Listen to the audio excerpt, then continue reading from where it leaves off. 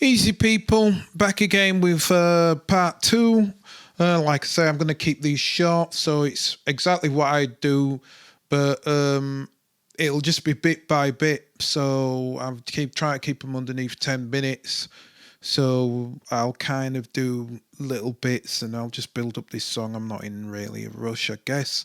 I don't know when you see these because it's just whenever I make them. So anyway, what we have from part one previously on Nice Things, we had, and like I said, I did a hook, little mumbling thing, as you can hear, and then we've got that. So the next thing I will do is, and what I always like to do is, and I usually do this after I've done a sample, but like I said, I started with the drums first. Next thing I want to do is find the key. And I always find the key of the tune because I learned this from doing stuff for years, is the minute you understand the key, and even better, the scale of a tune, it means you've got freedom. You can add in stuff, you can take them away, you can make something into an orchestral masterpiece because you already know the key and the scale work. And actually what I'll do is I'll do my little shiny thing. I'll add this in, bing, to make my life easier because I can see it and you can see it as well. So the easiest way to do a key, or what I personally do, is I go shift clip, use hype, and I'll go to the piano. The reason why I use the piano is it's a comfortable sound for me to understand. And I think fundamentally, it's like a foundational sound. I think a lot of modern songs have piano in there sooner or later, or something what derived from a piano. So, and it also helps because of the style of music that I'm making, and it's all kind of jazzy. So let me go back, piano, and I'll do notes. So I'll do launch and note together. So I've got that. And then what I'll do is I'll go to launch and note. I could do this while this is playing because I remember I've set this up so I can talk over it. So I'll have that playing at the same time. And then what I'll do is I'll switch scales to chromatic so that I've got all the keys there. Since the last time I saved this was on E flat, I already know the key, but I'm going to show you. So normally if you turned this on, it would probably be in C major. So set type to chromatic, and then I'll just play. I'll tell you what, I'll make life easier myself. I'll make it to third middle C. So that sounds nice. But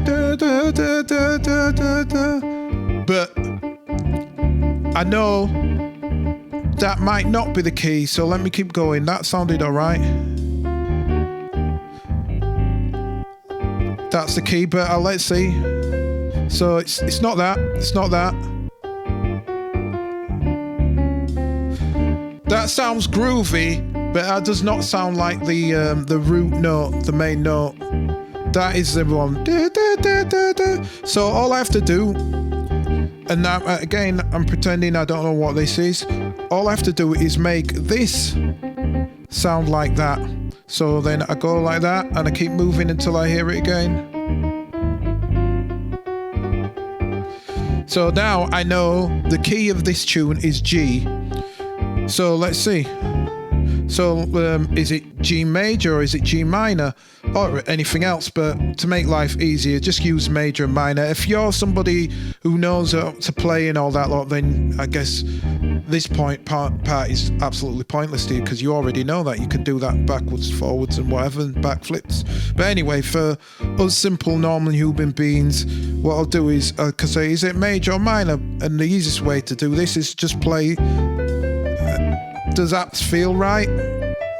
No, it doesn't feel right. So I would say it's not that. So let me try natural minor. There's two types of minors. Natural, which is more the one what like is a lot of pop tunes, and then you've got harmonic, and you've got third one actually. You've got melodic minor. But anyway, keeping things simple, major and minor. standard major, and standard minor is natural minor. So it's that. Does that feel right? Or and now I know, because I can hear, and over time you start doing stuff, you start to notice, and I've noticed that feels right, that's right. And the reason why I know that as well is because if I put in a tune and I just played, say if I wanted to do some jazzy thing,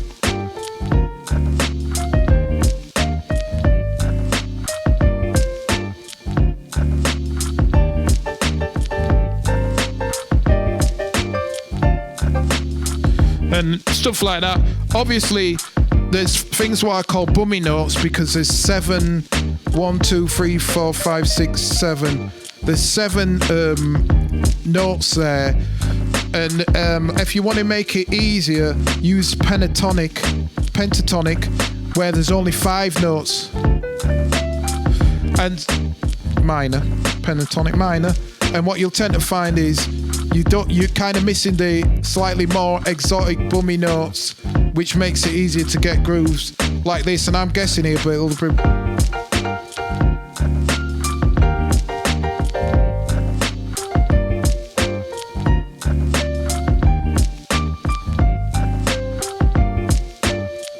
So anyway, I digress. The whole point of why I did that was to say, now I know it's G minor. So I can go and look at my circle of fifths, and I say it's G minor. So GM, what else works with G minor there? Well, D minor's next to it. And if you're looking, it's on the inner side. So where you see B flat, and the flat is the little B. So next to F, if you can see, it's G, M. So also that there's 2 things that tells me. B flat major will also work. So if I went B flat major, that should work. So B, somewhere here, flat major would also work.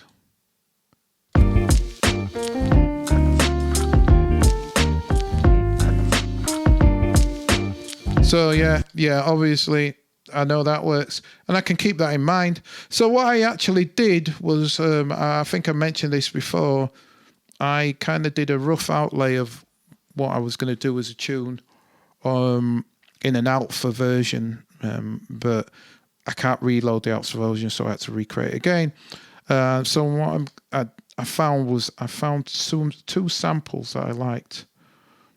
I was just going around playing some, and I'm finding 2 samples, and I'll kind of explain how I do that with music. So what I did was, I'll remember that skit. I've got a sample library that I've put here, and because I knew it was G minor, after I found out it was G minor, I went down, and what I could do is I could do a couple of things. I could either press G, min, and that'll bring up everything what's G minor in samples.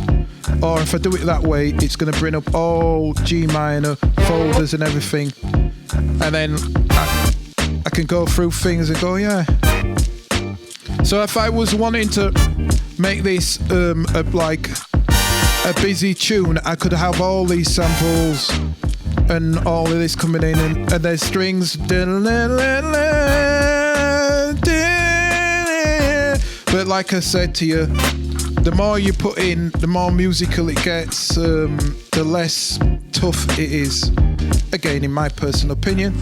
So what I did was I found 2 samples, and let me get that back. So let me go into the project, 192, go to my samples, clear that, and I found a couple of samples.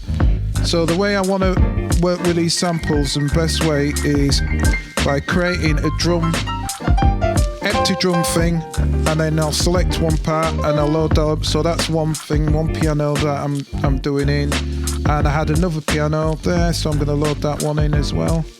So I've got that, and I had a guitar sample that I liked, so I'll put that in third. Yeah, and that's that. I'll stop that music because it's doing me head in at the moment. And then I've got all of this, and that's nice. And then just a little bit of housekeeping, which is always good. If you do things at the beginning, it means you don't have to keep going back and saying, oh, well, why didn't that work or whatever. I know that I want these to run in time, so I'm going to warp these. So if I press warp, and I could, in fact, I'll do it a quick way. What I can do is I can select all, blam, go to here, then press warp, and then every one of the pads here is warped, and then just to get back to normal, go back to current.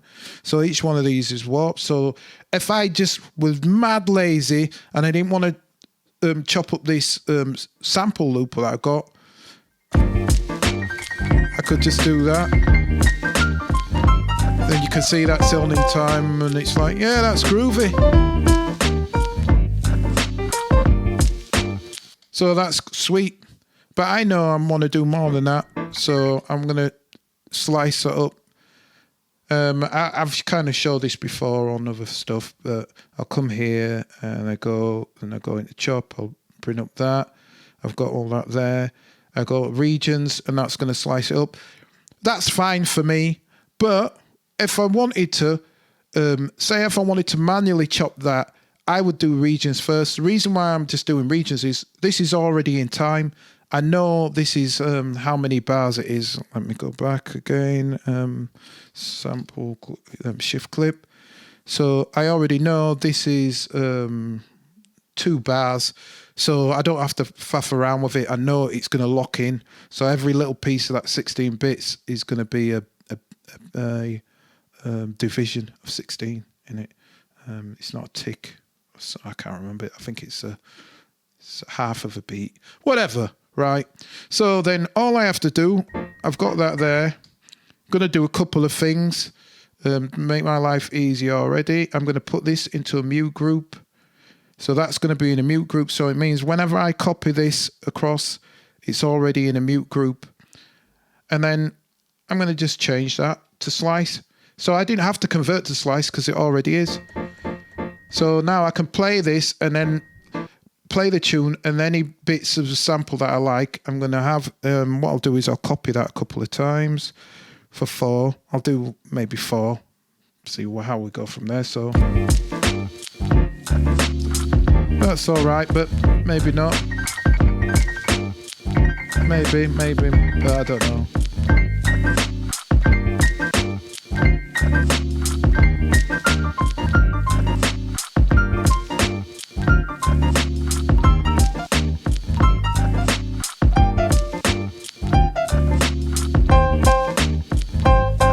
Like that. I'm going to keep that one. So 9.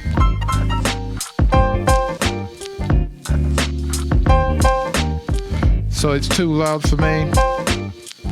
So I'll turn that down.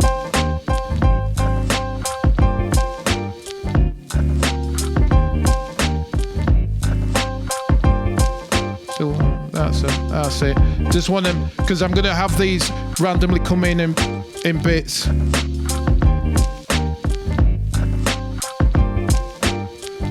And that's a good way if you ever doing anything live in a performance, you can kind of add these in, and so that's one. That's nice. So let's keep going. I like that. So what I could do is I could copy from there, but it's all right.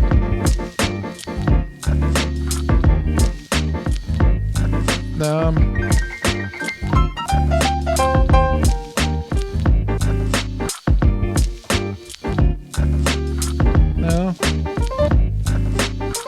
Maybe no.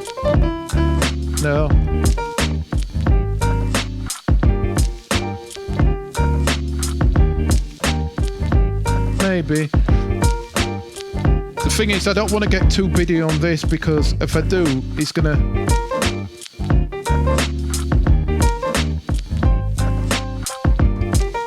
Yeah, might keep that.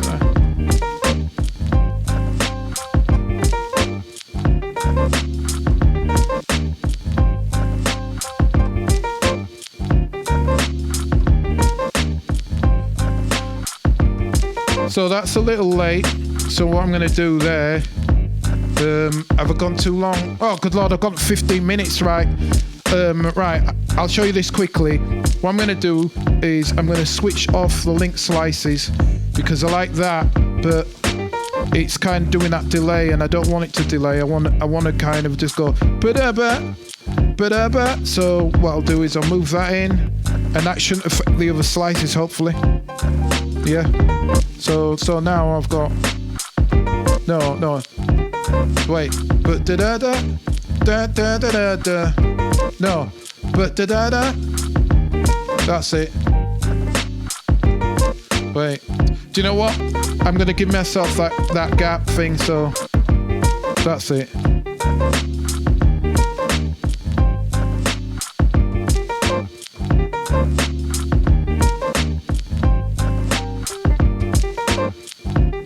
Wait a sec.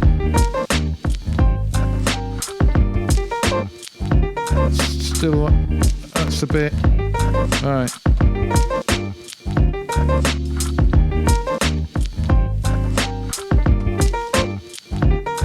I'll work it out. Do you know, I could actually record that in and then do it, or I'll just work it out. I'll go. Right.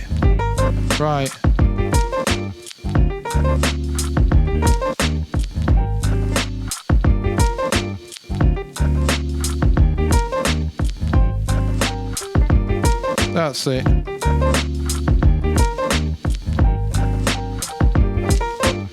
So yeah. So I'm gonna probably do that, slice through and a couple of the other ones, that samples like that guitar thing, and there was a little kind of thing on here which just before I go I thought was nice because it goes da da da da da da da. There it is. So I like that. So in fact I'll do that now. So I've got that there, and I'll keep that in the same group. So I like that. So we'll do that again. We'll slice that because it's on time. I don't need to do anything. I'll go back to the samples. Go slice.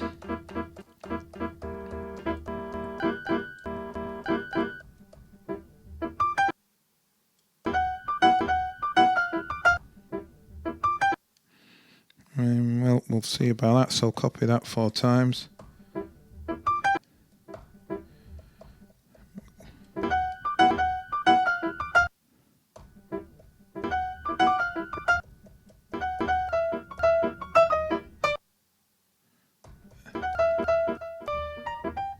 Maybe. Let's see. Alright.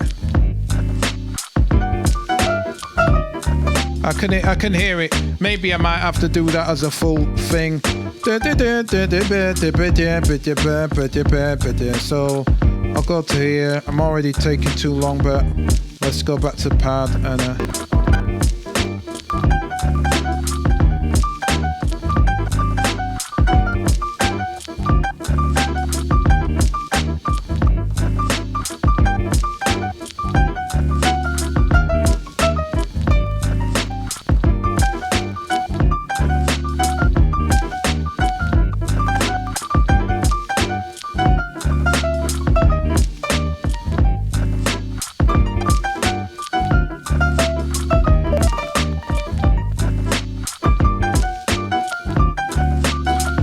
do you know what?